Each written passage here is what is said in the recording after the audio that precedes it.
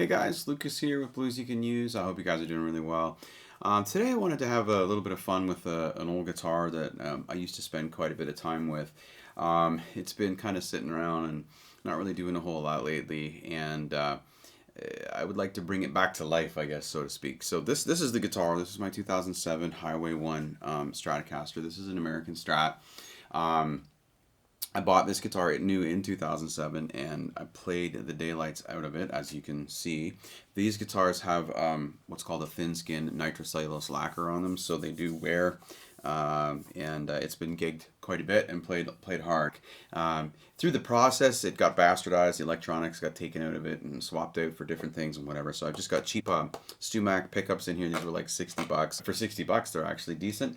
And anyway, what I'm going to do with this is I'm going to change the cosmetics on this, and then I'm going to upgrade the electronics on it, and I'm going to bring this guitar back to life. So if that's something you'd be interested in watching, then stick around because it's coming up.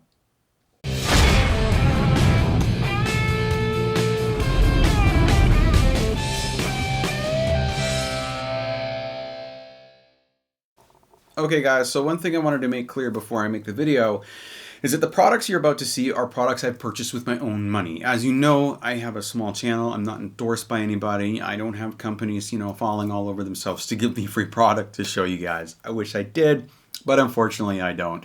So whether I'm doing a build or an upgrade, the products I'm using I have purchased with my own money, and I'm going to give you guys my honest feedback as to how those products worked out for my particular project. In this video, I'm going to use some products from the guys over at Solo Music Gear. If you follow my channel at all, you know I did a Telecaster a kit build from them some time ago that turned out great. There's a full review of the build and as well as sound demonstrations in the cards above. I'll make sure there's a link there for that. So from them, I'm using all of my cosmetic upgrades. So my pickguard, my knobs and covers, things like that all came from them. Very, very cool stuff that they have over there. Highly recommend you go check out their new store as well. These guys have everything that you could ever want. And it's right here in Canada, so I don't have to import stuff from the US and get hit with duties and things like that, which is always a bit of a pain in the ass.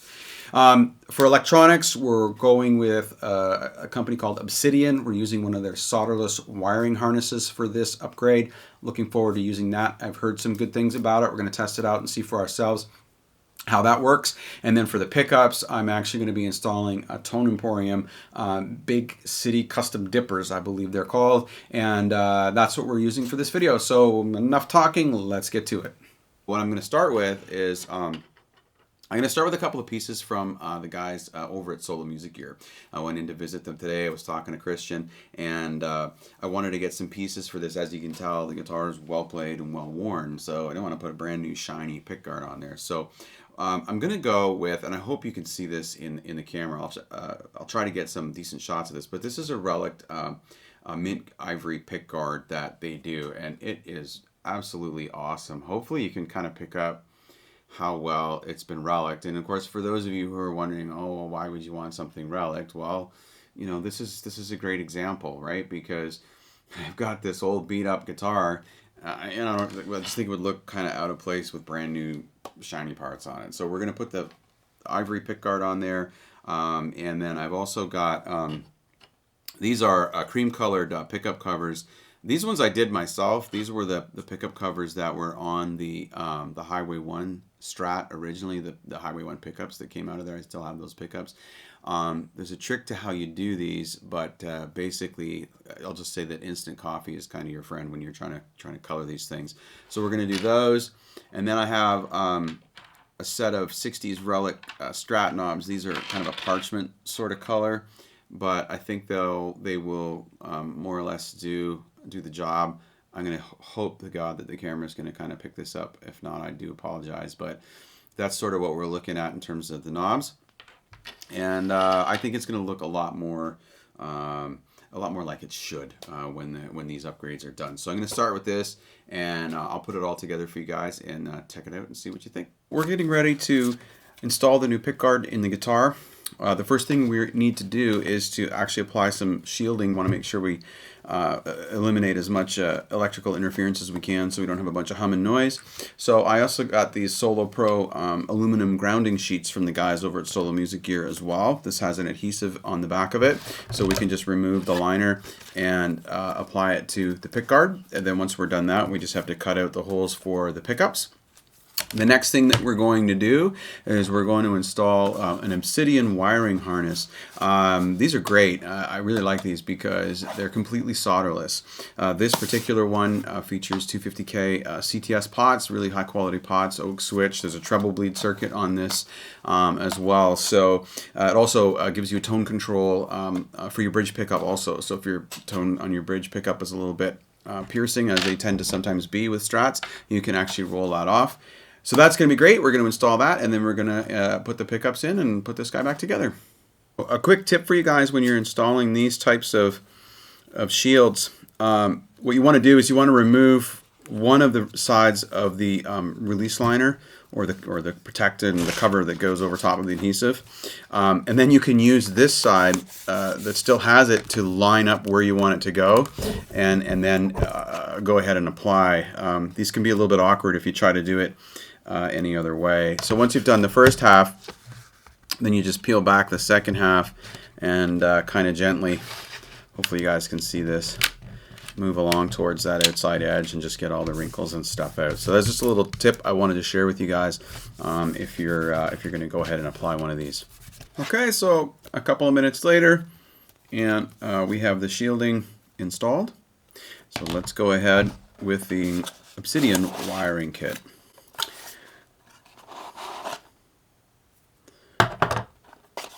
Oh, that's kind of cool. Comes with a little baggie for the instructions. They're there. There's the output jack, solderless as well, which is pretty cool. Let's see what's in the baggie here. I'm guessing it's the screws and washers and stuff, or nuts and washers, I should say. Oh yeah, cool. A couple of guitar picks too. That's kind of a nice touch. So there we go. So let's take a look at what we got here.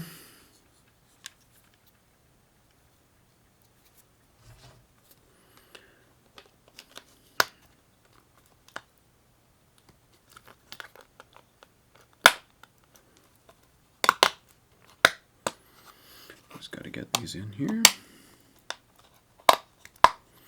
Just like that. Easy peasy. So I'll go ahead and bolt that together and we'll be ready to install the pickups. Okay, so about 5 minutes later, there we have it. So there's our 5-way selector switch, volume, tone, tone. Connected up into the back. Now it's time to install the pickups. So the pickups I ordered from Tone Emporium have been misplaced by Canada Post.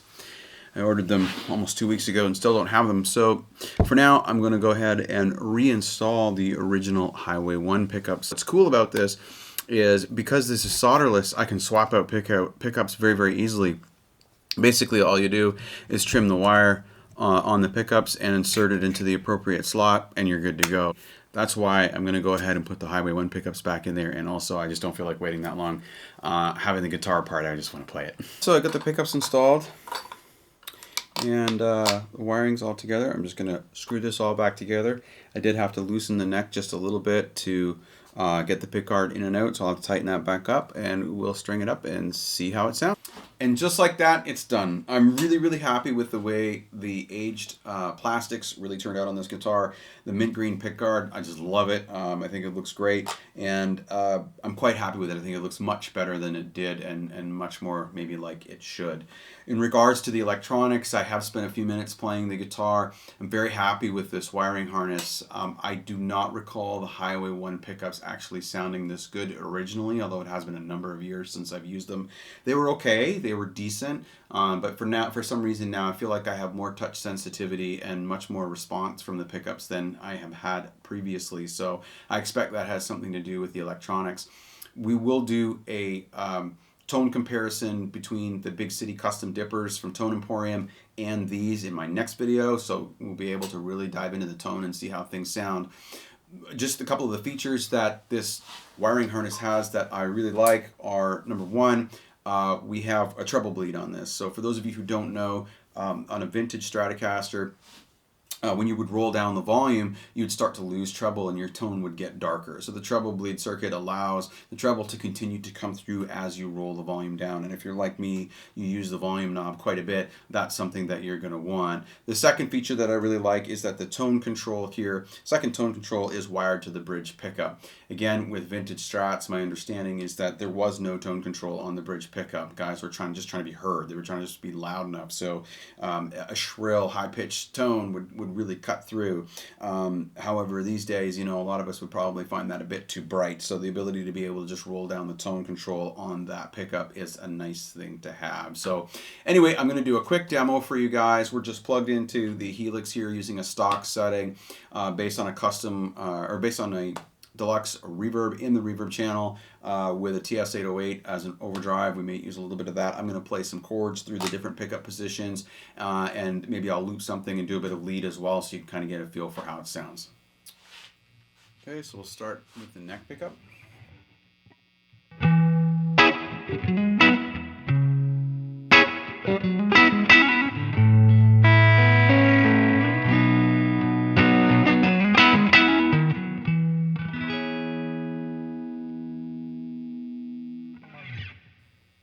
Neck and middle.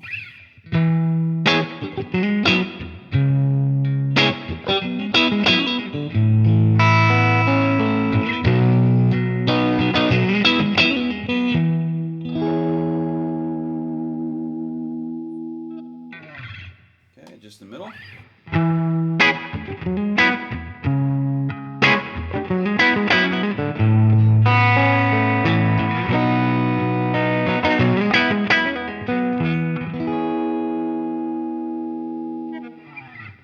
Middle and bridge.